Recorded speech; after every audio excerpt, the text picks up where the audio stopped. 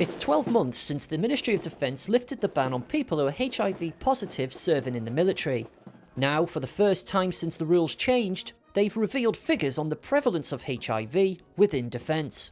They say, as of February this year, just 83 members of Britain's armed forces were HIV positive, considerably lower than the most recent known estimate on HIV prevalence in the UK.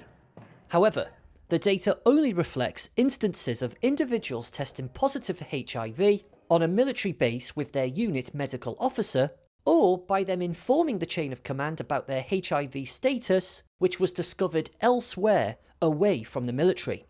In response to the numbers, the head of the largest HIV charity in the UK is warning the MOD the job's not done yet.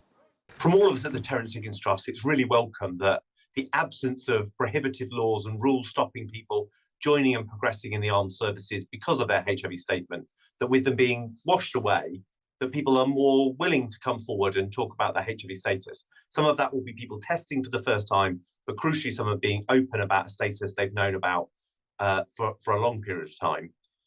But for us, it's not just about the absence of a bad and the absence of rules that were timed out and out of date. It's actually about the MOD and all of our services taking it to a positive place, to encourage the kind of testing that we know needs to have happen, to have in place the support for people living with HIV, in particular peer support, where they can draw support from each other. Within the armed forces, individuals have stepped forward to talk openly about living with HIV. In December 2022, Lieutenant Commander Oliver Brown was named in the New Year's Honours List for his work as a HIV-positive role model within the Royal Navy. It's thought high-profile, good news examples like Lieutenant Commander Brown are contributing to creating an improved environment, one that's more accommodating of discussing topics like HIV testing and living with HIV. But what should the MOD do next? I think there's three simple things if the MOD are serious about this. Firstly, commit to ending new cases by 2030 and being part of that national endeavour. Secondly, provide peer support services for those living with HIV in the armed forces. It's already a community of its own, so being supported by people who feel like they're in the forces community and living with HIV, I think will have an exponential impact for those living with HIV in the service. Thirdly, be a partner in fighting stigma, pulling down the rules that hold people back where they see them, but crucially breaking down those cultural barriers where HIV is talked about in a derisory way in the workplace and in the living community of those in the forces.